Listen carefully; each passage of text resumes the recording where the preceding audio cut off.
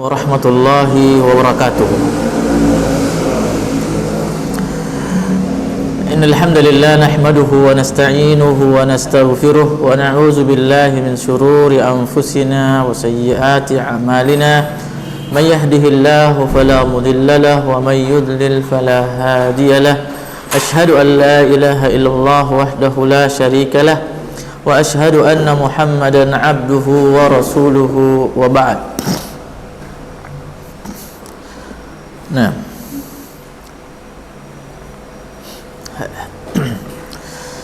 kemarin kita sudah baca atau memulai dari awal surat, yaitu firman Allah Subhanahu wa taala, la uqsimu bihadzal balad wa anta hillun bihadzal balad wa walidi wa ma walad laqad khalaqnal insana fi kabad. Nah, laqad khalaqnal insana fi kabad.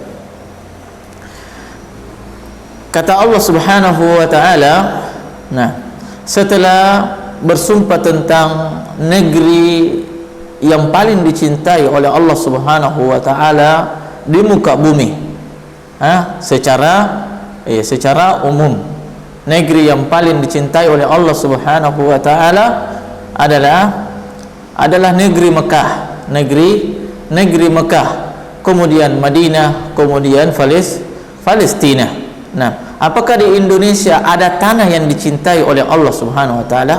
Apakah di Malaysia ada tanah yang dicintai oleh Allah Subhanahu wa taala? Ada. Tapi intinya tidak dicintai oleh Allah Subhanahu wa taala selain daripada 3 masjid itu adalah negeri di mana dilakukan Karbala di sana. Negeri Karbala. Itu insyaallah tidak dicintai oleh Allah Subhanahu wa taala. Kenapa? Karena kemungkaran yang dilakukan. Maka tanah mana saja kita melakukan ketaatan di atasnya, maka itulah tanah yang dicintai oleh Allah Subhanahu wa taala. Oleh karena itu tidak ada suatu tempat yang paling mulia di muka bumi. Kita tadi berbicara tentang negeri ya. Sekarang tidak ada suatu daerah, suatu tempat di muka bumi ini yang paling dicintai oleh Allah Subhanahu wa taala kecuali masjid. Kecuali masjid. Itulah tempat yang paling dimuliakan oleh Allah Subhanahu wa taala. Mekah itu dicintai oleh Allah Subhanahu wa taala karena di sana tempat beribadahnya seseorang manusia, berkumpulnya manusia. Di Madinah pun demikian, di Palestina pun demikian, di Indonesia pun demikian. Ada tempat yang paling dicintai oleh Allah Subhanahu wa taala. Apa dia? Masjid. Masjid. Itulah tempat yang paling dicintai oleh Allah Subhanahu wa taala. Demikian juga sebaliknya, tempat yang paling dimurkai oleh Allah Subhanahu wa taala adalah tempat di mana kita bermaksiat. Tempat kita di mana kita bermaksiat, tapi zatnya bukan karena tempatnya dibenci oleh Allah Subhanahu, tapi karena maksiat yang kita lakukan. Karena maksiat yang kita lakukan. Nah, dipahami? Karena maksiat yang kita lakukan. Pasar itu menjadi tempat, kata Rasulullah SAW, yang paling dibenci Allah dikarenakan di sana banyak maksiat dilakukan. Banyak maksiat dilakukan. Apakah masjid tidak ada maksiat di dalamnya dilakukan? Ada. Tapi berapa jumlahnya presentasi dibandingkan maksiat yang ada di masjid dengan maksiat yang ada di pasar? Jumlahnya jauh sekali. Oleh karena itu, secara umum bahwa pasar itu tempatnya orang melakukan maksiat kebanyakan. Walaupun di sana ada orang jujur, tidak dinafikan bahwa di sana ada orang jujur, ada orang yang diberkahi jual belinya dan seterusnya, dan seterusnya. Nah, Allah Subhanahu wa taala setelah berfirman atau bersumpah tentang Ka'bah, tentang Mekah, tentang negerinya yang paling mulia, negeri yang paling mulia di muka bumi, yaitu Ka'bah. Nah, maka Allah pun Subhanahu wa taala menyebutkan di sini, laqad khalaqnal insana fi kabad. Sungguh kami telah menciptakan manusia. Nah, maksudnya manusia di sini siapa saja? Yang jelas dia adalah manusia. Sungguh laqad khalaqnal insana fi kabad. Sungguh kami telah menciptakan manusia. Manusia mana saja? Mau nabi, mau rasul, mau orang soleh, mau orang toleh, mau orang yang biasa, orang rakyat dan seterusnya, mana saja? Fi kabad. Dua-duanya antara orang soleh dengan orang toleh, orang yang berbuat baik dengan orang yang berbuat toleh, orang berbuat maksiat tidak taat kepada Allah, fi kabat, dalam keadaan merasakan yang namanya kelelahan, merasakan yang namanya kelelahan. Maka apa saja yang kita perbuat di muka bumi selama kita manusia, maka kita akan merasakan namanya kelelahan. Mau berbuat baik, mau taat kepada Allah, pasti butuh namanya, pasti kita akan rasakan kelelahan.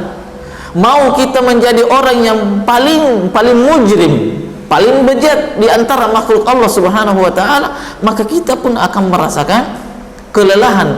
Kita pun akan merasakan kelelahan karena kita ini masih di dunia.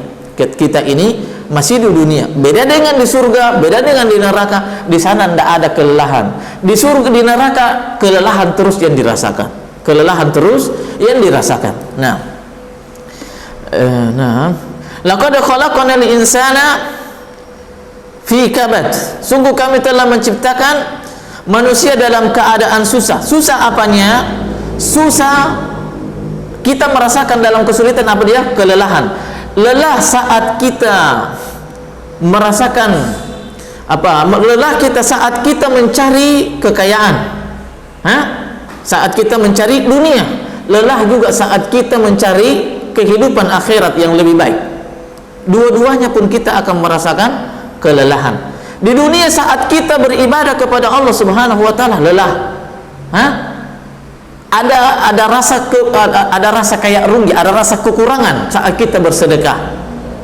Kita ikhlas atau tidak ikhlas, dua-duanya akan hilang uangnya antum ketika antum bersedekah kepada orang lain. 10.000 antum bersedekah, dua-duanya akan mengurangi harta antum secara nyata. Tetapi di hadapan Allah Subhanahu wa taala, sedekah itu kata Rasulullah, "Ma naqasat sadaqatun min mal." Tidak ada sedekah yang membuat kurang harta seseorang. Pasti akan bertambah. Itu di hadapan Allah Subhanahu wa taala, atau dia juga di hadapan manusia, artinya nyata. Bagaimana nyatanya? Mungkin Allah Subhanahu wa taala akan mendatangkan yang lebih baik daripada apa yang kita berikan. Tetapi intinya bahwa kekurangan itu pasti kita rasakan. Kita ikhlas atau tidak ikhlas. Orang soleh dengan orang yang ikhlas dengan orang yang tidak ikhlas merasakan. Bedanya antara orang yang ikhlas itu senantiasa harapannya lebih besar kepada Allah Subhanahu wa taala. Ketika seseorang mengetahui apa di balik sebuah ibadah, maka kelelahan yang akan dia rasakan itu dia anggap sedikit. Dia anggap itu tidak ada apa-apanya.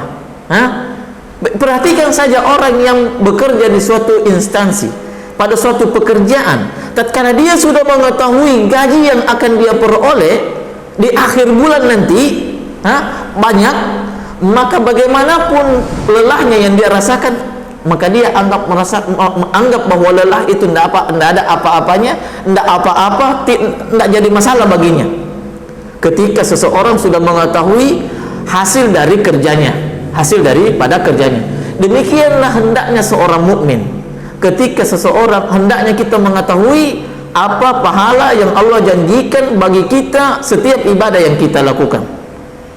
Setiap ibadah yang kita lakukan. Maka janji Allah Subhanahu wa taala itu bagaimanapun sedikitnya, maka dia adalah sesuatu yang besar. Bagaimanapun sedikitnya janji Allah Subhanahu wa taala, maka dia adalah sesuatu yang besar. Bagaimana tidak? Allah Subhanahu wa taala memberikan pahala tersebut dengan melipat gandakannya, dengan melipat gandakan.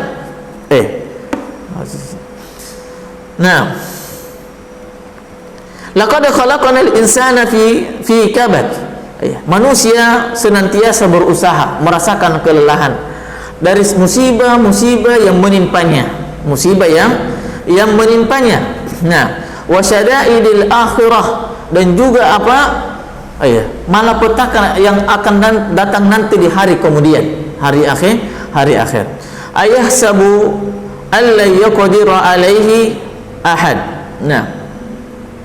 Ayahsabu alla yaqdira alaihi ahad. Kata beliau di sini, ayazunnul insan, apakah manusia itu mengira Ya, di sini disebutkan qawiyu Quraisy, orang terkuatnya Quraisy. Siapa dia? Ya. Ya, huwa Abul Asad Ibnu Kaldah. Ini disebutkan di sini, ini salah satu penafsiran dari kalangan ulama. Apa dia? Dia adalah Abul Asad Ibnu Kaldah. Abul Asad Ibnu Kaldah. Dia adalah orang yang kuat. Orang yang kuat, lagi kaya. Orang kuat lagi kaya. Orang kuatnya Quraisy. Orang kuatnya Quraisy. Orang kayanya juga Quraisy. Nah, kata Allah Subhanahu wa taala tentang orang ini, ayahsabu al-insan, ayahsabu alla yaqdiru alaihi ahad. Dengan kekuatannya yang dia banggakan, yang dia andalkan, maka Allah mengatakan ayahsabu alla yaqdiru alaihi ahad. Tidakkah, apakah dia mengira tidak ada lagi orang yang lebih kuat darinya? Ini mirip-mirip, ini tentang kekuatan. Ini tentang kekuatan seseorang. Belum lagi tentang apa? Tentang ilmu seseorang. Kan dua. Ada dengan kekuatannya dia berbangga. Dia menyombongkan dirinya. Dengan kesehatannya dia menganggap bahwa dia akan sehat terus. Dengan pikirannya, dengan kecerdasannya dia berbangga dan menyombongkan dirinya. Wa fawqa kulli zi ilmin alim. Kata Allah Subhanahu wa taala, di atas orang berilmu ada lagi yang lebih berilmu. Dialah Allah Subhanahu wa taala, zat yang paling berilmu di antara seluruh makhluk ini. Tidak ada lagi lebih berilmu. Maka di sini ayahsabul insanu ayahsabu alla yaqdiru alaihi ahad, tentang orang yang menganggap bahwa dia adalah orang yang kuat. Fisiknya kuat, bodinya hebat. Bodinya hebat. Maka Allah mengatakan kepadanya, ayahsabu alla yaqdiru alaihi ahad. Ini adalah istifham ingkari. Istifham ingkari yang jawabannya pasti, ini terus sering kita sebutkan. Jawabannya pasti. Dia bertanya tapi jawabannya pasti. Pasti jawabannya semua orang tahu. Ayahsabu alla yaqdiru alaihi ahad. Pemanya si fulan ini adalah orang kuat, membanggakan dirinya kepada orang lain, menganggap orang lain itu lemah semuanya. Maka dengan pertanyaan seperti ini, ayahsabu alla yaqdiru alaihi ahad, apakah dia mengira hanya dia saja yang kuat, tidak ada yang dapat mengalahkannya? Maka semua kita ini akan menjawab, tidak, masih ada orang kuat, cuma kita tidak tahu mungkin, atau tidak ada di daerah di tempat kita, di tempat kita.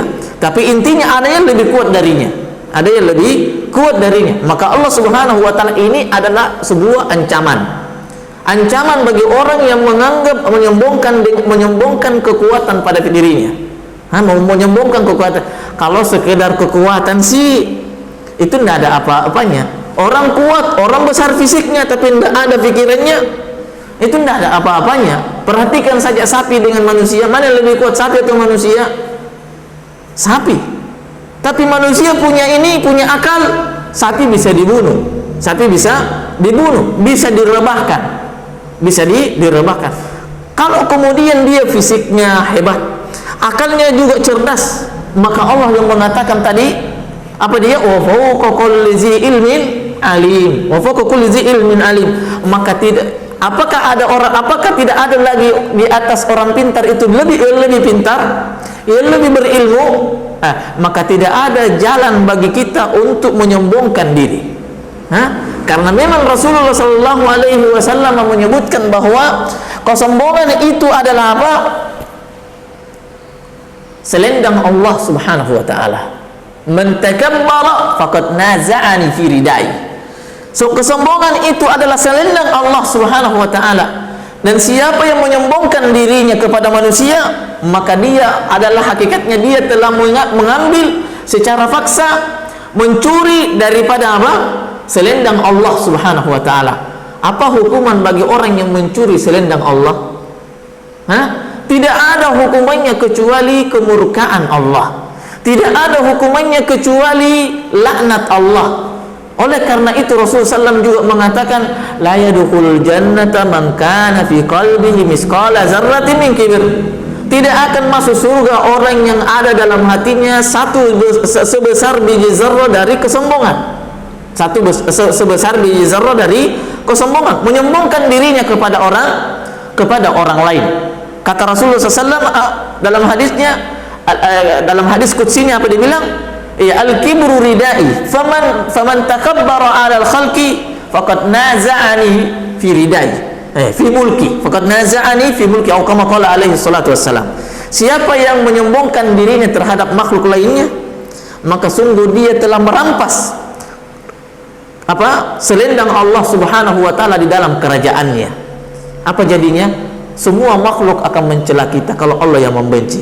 Semua makhluk akan mencela, semua makhluk akan mencerca, semua makhluk akan melaknat kita, akan melaknat. Tidak akan ada orang yang suka dengan orang yang sombong. Tadi kita sudah sebutkan di sini ayat sabu alla yaqdiru alaihi ahad. Tadi siapa dia? Abul Asad ibnu Kaldah. Ini adalah orang yang kaya, orang yang besar fisiknya, kuat fisiknya. Berbeda dengan siapa? Umar ibn al-Khattab radhiyallahu taala anhu. Bagaimana dia? Orang yang kuat fisiknya, kekar badannya, tetapi kekuatan fisiknya, kesehatannya, kebugarannya dipergunakan dalam ketaatan kepada Allah Subhanahu wa taala. Maka apa jadinya? Dua orang kuat, satunya dipergunakan dalam ketaatan, satunya dipergunakan dalam kemaksiatan, maka jadinya perbedaannya antara langit dengan bumi. Satunya ditinggikan derajatnya, satunya direndahkan oleh Allah Subhanahu wa ta'ala. Maka kekuatan itu tidak sama sekali memiliki keagungan di hadapan Allah Subhanahu wa ta'ala, manakala kekuatan itu tidak dipergunakan dalam ketaatan kepada Allah Subhanahu wa ta'ala, dalam melakukan ibadah, dalam membantu orang lain, dalam mengangkat kesusahan orang lain dari orang tersebut, maka itu tidak akan memiliki arti di hadapan Allah Subhanahu wa ta'ala. Nah, ayasabu an la yaqdiru alaihi ahad. Kita sudah tahu sebabnya kenapa Allah Subhanahu wa ta'ala menyebutkan tadi. Berarti ada 3 disebutkan di sini. Apa dia? Ada 3 yang kita sebutkan tentang orang yang pertama adalah orang yang kuat. Yang kedua orang yang memiliki harta. Di sini siapa? Abul Asad ibnu Kaldah, orang yang kuat fisiknya, kemudian orang yang kaya. Kemudian ayat yang lain disebutkan apa dia? Wa fawqa kulli zi ilmin alim. Semua dalam harta, dalam kekuatan fisik, dalam hal ilmu dan pikiran, akal seseorang, itu bukan ruang untuk seseorang dibolehkan atau membolehkan dirinya untuk menyombongkan antara dirinya terhadap orang lain, terhadap harta. Tidak ada orang yang berbangga dengan hartanya seakan itu adalah orang yang terbelakang, pemikirannya terbelakang, ketinggalan zaman begitu. Ketinggalan zaman. Selama seseorang masih menyombongkan hartanya, menyombongkan kekuatannya, menyombongkan pikirannya, akalnya, kecerdasannya, maka itu adalah orang yang ketinggalan zaman. Dipahami bagaimana caranya dikatakan sebagai orang yang ketinggalan zaman? Zaman jahiliyah itu kapan disebut zaman jahiliyah? Yaitu sebelum datangnya Nabi Sallallahu Alaihi Wasallam. Bagaimana keadaan manusia saat itu? Antara yang satu dengan yang satu memakan yang lainnya. Begitulah keadaan orang Arab dahulu. Siapa yang kuat itu yang menguasai orang kecil. Siapa yang kuat, yang lemah, siapa yang kaya itu yang menguasai orang miskin. Sama dengan orang berilmu. Kita tidak lihat siapa orang yang berilmu. Qarun la'natullah alaih. Apa dia bilang? Wa ma utitu min ilmin indi. Tentang kekayaan, tentang cara berbisnisnya, ditanyakan dari mana kamu peroleh dengan harta yang banyak begini, wahai Qarun. Apa dia bilang? Ini semua gara-gara saya ini cerdas. Gara-gara kepintaran saya. Beda dengan Nabi Sulaiman. Hadza min fadli rabbi liyabluwani ashkuru am akfur. Senantiasa perolehannya, hasil keringatnya, dia tidak menyandarkan kepada dirinya, tetapi dia senantiasa menyandarkannya kepada Allah Subhanahu wa ta'ala, menyandarkannya kepada Allah Subhanahu wa ta'ala. Berarti ciri diridhoinya seseorang oleh Allah Subhanahu wa ta'ala, orang yang senantiasa menyandarkan apa saja yang dia miliki kepada Allah Subhanahu wa ta'ala. Dan ciri orang yang dimurkai oleh Allah Subhanahu wa ta'ala adalah orang yang senantiasa menyandarkan sesuatu yang dia miliki, dia sandarkan kepada dirinya, dia sandarkan kepada makhluk. Dia sandarkan kepada dirinya dan dia sandarkan kepada makhluk dan tidak menyandarkannya kepada Allah Subhanahu wa ta'ala. Ini orang yang dimurkai oleh Allah Subhanahu wa ta'ala. Ayahsabu an la yaqdiru alaihi ahad. Apakah dia mengira tidak ada lagi lebih kuat daripada dia? Nah, lebih kuat daripada dia yaitu Allah Subhanahu wa ta'ala. Dialah Allah yang maha qadir, qaharun jabbar, yang maha perkasa lagi maha kuat. Nah, jabbar. Yaqulu ahlaktu malan lubada. Yaqul ahlaktu malan lubada. Dia berkata, siapa ni? Siapa dia? Orang kuatnya orang Quraisy saat itu, Nabi sallallahu alaihi wasallam. Apa dia bilang? Saat dia masuk Islam, dia mengatakan begitu, Dia masuk Islam. Apa dia bilang? Yaqulu ahlaktu malan lubada. Saya sebelum masuk Islam banyak uang saya. Banyak uang saya. Saat saya masuk Islam, saat saya sadar sudah berhijrah, ini dalam bahasa kita antara orang Islam, antara orang Islam. Saat saya sudah hijrah, ternyata habis apa? Uangku habis saya belanjakan dengan alasan dakwah. Sedikit-sedikit pesantren minta uang, sedikit-sedikit ada donasi untuk masjid, sedikit-sedikit. Ini penyesalan. Ini penyesalan. Lagian belum tentu dia orang yang terbanyak infaknya di dalam dakwah. Kemudian dia mengatakan, yaqulu ahlaktu malal lubada. Siapa ini? Abul Asyad ibnu Kaldah mengatakan apa? Tidak, saya dulu orang kaya. Saat saya masuk Islam mengikuti Nabi Shallallahu Alaihi Wasallam, ternyata hartaku habis. Hartaku yang banyak ini saya habiskan di dalam dakwah. Ini bukan at-tahadduts bin ni'mah, bukan untuk mengajak orang lain supaya dia ikutin jejaknya dalam melangkah dalam berkorban dalam dakwah. Saat berkorban di dalam dakwah, tidak. Ini dia ucapkan dalam apa? Saat penyesalan. Dia ucapkan dengan kalimat-kalimat penyesalan. Maka kata dia, yaqulu ahlaktu malan lubada. Dia berkata, saya sudah habiskan uangku, hartaku yang begitu banyak. Yang begitu banyak. Kemudian apalagi ala adawati Muhammad. Ini yang saya sebutkan tadi penafsiran yang lain, penafsiran yang lain. Tapi di sini disebutkan ala adawati Muhammad. Saya menghabiskan juga uangku dalam apa? Dalam memusuhi Muhammad sallallahu alaihi wasallam. Menghabiskan. Berarti kan ketika seseorang tidak mengikhlaskan dirinya, maka yang dia peroleh tidak ada lain kecuali kerugian, kecuali rugi. Antara orang ikhlas tadi yang kita sebutkan, antara orang ikhlas dengan orang yang tidak ikhlas, dua-duanya habis. Dua-duanya habis.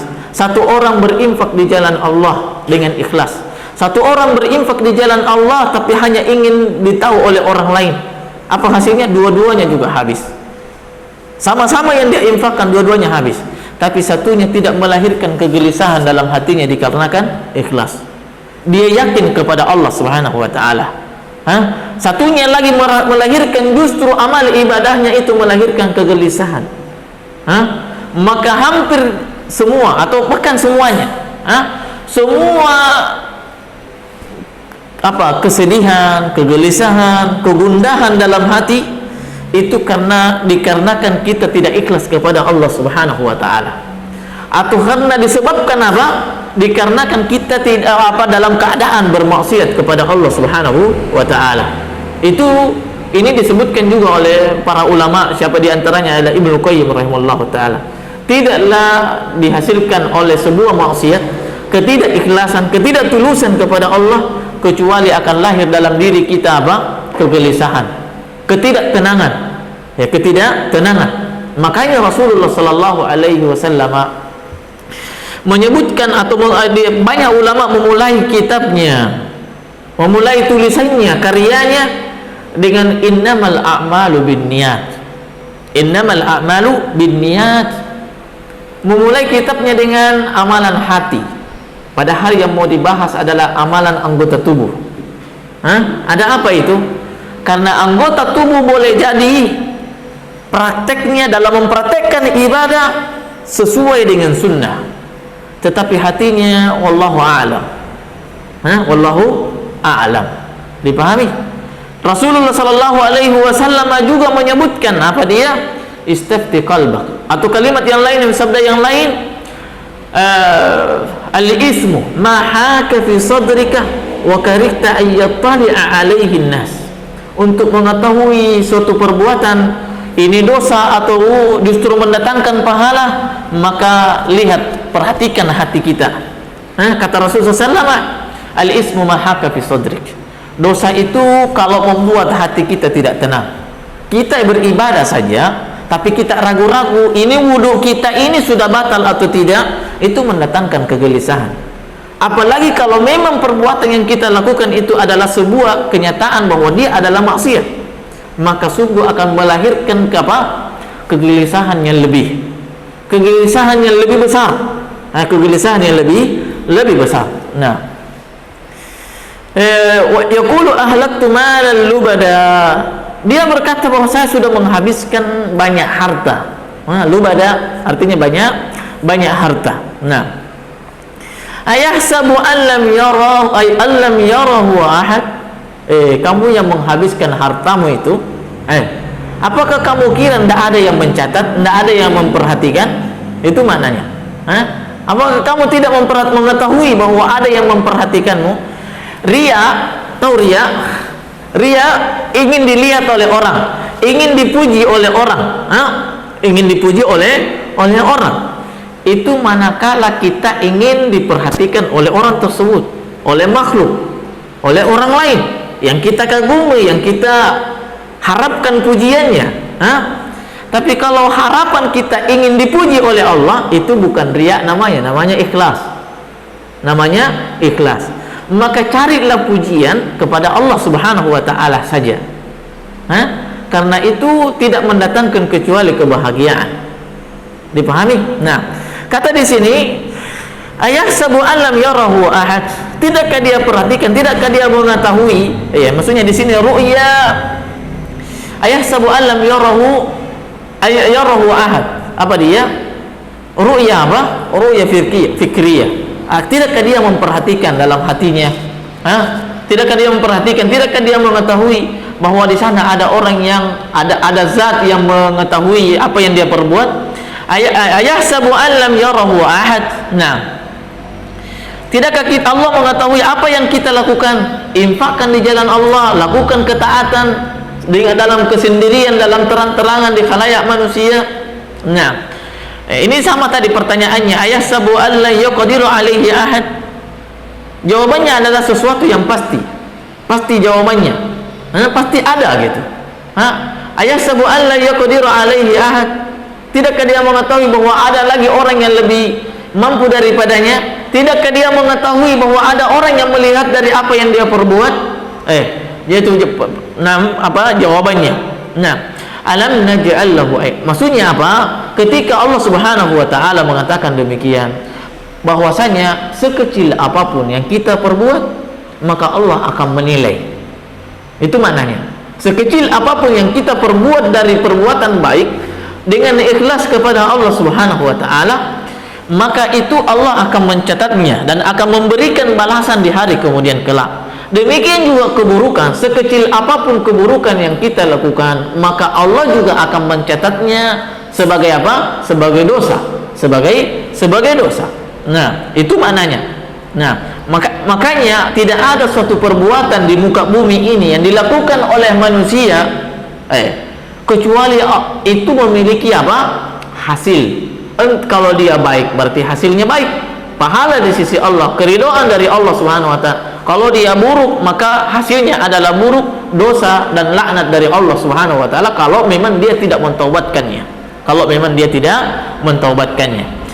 Maka Allah Subhanahu wa taala tatkala orang ini sudah mengabarkan, mengungkapkan, memproklamirkan kesombongan fisiknya, kesombongan dengan hartanya, kemudian dia melakukan sebuah perbuatan dan mengeluh dengan apa yang dia perbuat, seakan-akan tidak ada yang menilainya, maka Allah mengatakan dengan kontes pembeberan nikmat, menyebutkan nikmat-nikmatnya kepada kita semua. Mungkin dia sudah bersedekah banyak, tapi dia menyesal. Mungkin dia begini dan sudah memiliki semuanya. Maka kata Allah Subhanahu wa taala, alam naj'al lahu 'ainain.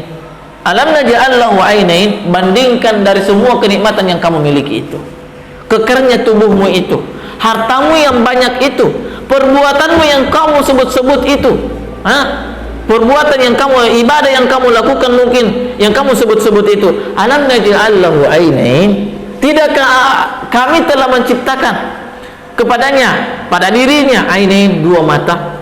Dua mata ini adalah lebih baik daripada harta yang kita miliki. Apa gunanya fisik yang besar tapi tidak melihat? Gampang dirobohkan sama orang. Sulit bagi kita untuk beribadah dengan sempurna saat kita hanya memiliki fisik yang kekal namun tidak memiliki mata. Ini Allah Subhanahu wa taala menyebutnya dalam rangka apa? Maksudnya ingatlah pemberianku itu dari apa yang kamu miliki. Maksudnya bandingkan. Alam naj'al lahu 'ainain, tidakkah kami telah menjadikan menciptakan pada dirinya itu dua mata? Dua mata. Apa saja seorang hamba yang dia sombongkan pada dirinya, entah fisiknya atau pikirannya atau hartanya atau ilmunya atau ibadahnya, maka tidak akan sebanding dengan kenikmatan yang Allah berikan. Pernah kita mendengarkan mungkin hadis sebuah ahli ibadah yang didatangkan di hari kemudian kelak nanti, yang kemudian 60 tahun dia gunakan umurnya untuk beribadah kepada Allah Subhanahu wa taala. Lalu ditanyakan kepadanya, kemudian Allah akan mendatangkan rahmat baginya. Kemudian dia mengatakan, apakah kamu mendapatkan rahmat ini karena ibadahmu atau karena rahmat Allah? Tidak. Dia mengingkari rahmat Allah Subhanahu wa taala, tetapi dia menyandarkan seluruh pemberian Allah Subhanahu wa taala itu kepada dirinya. Lalu dia mengatakan, tidak, karena saya beribadah selama 60 tahun. Maka Allah pun mendatangkan, mencongkel satu biji matanya. Kemudian ditimbang dengan amalan ibadahnya selama 60 tahun. Matanya di satu sebelah, maka tetap saja matanya yang Allah berikan itu lebih berat daripada ibadahnya. Lebih berat daripada ibadahnya. Maka tidak ada jalan, tidak ada peluang bagi orang mukmin yang memahami bahwa sifat ketakaburan, kesombongan itu adalah milik Allah satu-satunya. Tidak ada jalan bagi kita untuk menyombongkan diri di hadapan makhluk.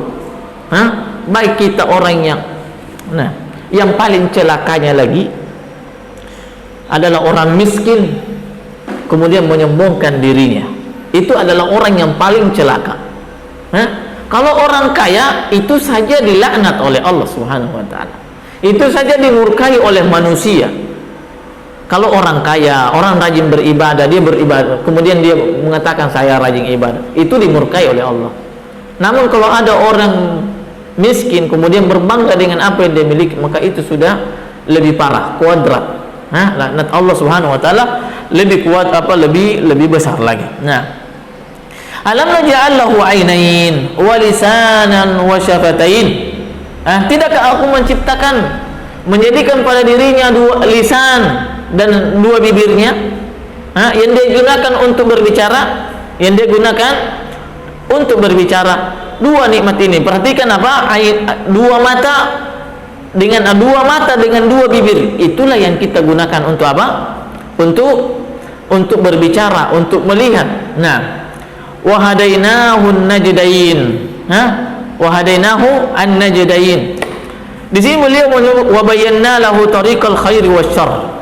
Kata beliau di sini, wahadainahu, kami telah menjelaskan kepada manusia itu apa? Jalan kebaikan dan jalan keburukan. Para ahli bahasa menyebutkan an-najd itu adalah apa? Dua jalan yang mengarah ke atas gunung. Itu najd. Jalan yang mengarah ke atas gunung. Ini bukan gunung Indonesia, banyak pohonnya. Ini gunung di Arab, sehingga namanya najd. Tahu najd? Di sana banyak jalan-jalan di gunung. Apa jalan-jalan? Bagaimana jalan-jalannya? Jalan-jalan yang di gunung di sana di Arab, tidak ada pohonnya, terik mentari, mendaki kemudian panas, berat maksudnya, berat. Nah, wa hadainahu an-najdain. Wahadainahu an-najdain. Sungguh kami telah menjelaskan kepadanya dua jalan kebaikan dan jalan keburukan. Tadi kita sebutkan bahasa, secara bahasa apa dia? An-najd itu adalah jalan di gunung. Jalan yang ada di gunung. Apa di antara sifatnya jalan yang ada di gunung? Gampang kita lelah. Artinya melelahkan. Dipahami? Melelahkan. Perhatikan ini kaitannya dengan bahasa yang disebutkan oleh para ulama, menunjukkan bahwa kalimat wahadainahu najdain, sungguh kami telah menjelaskan kebaikan dan keburukan. Namun ada titik kesamaan antara jalan kebaikan dengan jalan keburukan. Apa dia? Titik kesamaannya lelah, capek, lama, butuh biaya. Dua-duanya juga butuh biaya. Dipahami? Itu maknanya wahadainahu najdain. Ini yang Allah ingin jelaskan kepada kita. Apa dia? Bahwa jalan kebaikan dengan jalan keburukan dua-duanya membutuhkan pengorbanan. Dua-duanya membutuhkan pengorbanan. Wahadainahu najdain. Namun orang yang berakal senantiasa memilih jalan yang menghasilkan atau jalan kebaikan, yang di sana dia berkorban namun dapat menunggu, dapat menuai hasil dari perbuatan yang dia lakukan. Itu maknanya wahadainahu an-najdain. Sungguh kami telah menjelaskan kepada mereka jalan keburukan dan jalan kebaikan. Namun titik kesamaannya apa dia? Dua. Semuanya membutuhkan pengorbanan. Biasakan kalau penuntut ilmu yang dia tanyakan itu, mau ndak kuliah di sana? Mau ndak kuliah di sana? Itu apa itu? S1 atau bukan? S1. Berapa lama? 7 tahun. 7 tahun S1 itu dokter sudah di Indonesia itu. Dokter Indonesia. Nah, coba belajar kedokteran berapa tahun? Syekh. Berapa tahun? Insyaallah. Kedokteran berapa? 7 tahun. Kuliah di Libya 7 tahun. 7 tahun juga di Libya. Nah, satunya dokter fisik. Kedokteran di UI di sana dokter fisik. Kalau antum luka datang Pak dokter. Kalau antum sakit jantungnya datang ke dokter. Nah, tapi kalau antum malas beribadah datang ke sana. Malas beribadah. Dipahami? Artinya apa, ikhwan? Dua-dua antum mencari dunia, mencari akhirat pasti butuh waktu karena kita hidup di dunia. Mau belajar di mana saja pasti butuh biaya, pasti butuh waktu. Maka jangan menganggap aneh ketika seseorang menyebutkan waktunya. Kita belajar di sana sekian tahun, dapat apa? Tidak dapat apa-apa, tapi dapat ilmu saja. Tidak pakai syahadah, tidak pakai dan seterusnya. Tidak ada apa-apa. Fahimta? Karena tujuan ilmu, tujuan belajar bukan untuk apa? Bukan untuk jasa, tetapi untuk ilmu, untuk ilmu. Orang barat begitu. Di Australia kalau tidak salah saya dengar kabarnya begitu dari seorang syekh. Di sana orang tidak terlalu penting yang namanya pergi belajar di sekolah. Yang paling penting bagi mereka adalah bagaimana anaknya belajar walaupun di rumah. Dan inilah yang dilakukan oleh para ulama dahulu. Sebagaimana Imam Al-Kisai dan seterusnya ahli nahwu. Kemudian diperingati oleh siapa? Oleh orang tua dari orang tua muridnya itu. Diperingati saat dia mengajari seorang anak kemudian agak kasar begitu. Bilang tidak pelan-pelan karena dia masih kecil dan seterusnya. Artinya apa? Ya, artinya bahwa mereka lebih fokus belajarnya. Nah, sampai mana tadi? Artinya apa? Dua-duanya butuh pengorbanan. Kebaikan dengan keburukan itu semuanya membutuhkan pengorbanan. Kita di sana pasti akan merasakan kelelahan. Di sana kita akan merasakan kecapean, capek dan seterusnya. Maka tidak ada jalan untuk memperoleh dunia ataupun akhirat kecuali kita akan merasakan kelelahan karena kita hidup di dunia. Nah, falaqatahamal aqabah, maka tidakkah mereka itu melampauinya? Apa yang dilampaui? Kelelahan. Apa yang dilampaui? Kemaksiatan. Jangan singgah di kemaksiatan itu. Jangan hanya berpikir, oh lama sekali, oh capek kita kalau kita ikut kajian, capek kita kalau kita tidak hadir dalam majelis, tidak ada begini dan seterusnya. Antum juga menonton juga sinetron, itu pasti juga capek, pasti juga buang waktu, pasti juga butuh waktu dan seterusnya. Dua-duanya butuh pengorbanan. Tapi satunya dihormati, diridhoi oleh Allah, satunya Allah akan murka baginya saat seseorang mempergunakan tenaganya, mempergunakan waktunya bukan pada hal-hal yang mendatang. Nikmatani malbunun fihi makasirun minan nas, as-sihhatu wal farah. Dua kenikmatan yang kebanyakan manusia lalai di dalamnya, apa dia? Kesehatan dan faragh, luang waktu. Luang waktunya ini digunakan kepada maksiat, digunakan hal-hal yang tidak bermanfaat. Nah, falaqatahamal aqabah. Maukah mereka ini manusia melaluinya? Melalui apa? Kebaikan dengan pengorbanan yang ada di dalamnya, melalui dengan seluruh apa saja yang di dalamnya. Subhanakallahumma rabbana wa bihamdik, asyhadu an la ilaha illa anta astaghfiruka wa atubu ilaik. Assalamualaikum warahmatullahi wabarakatuh.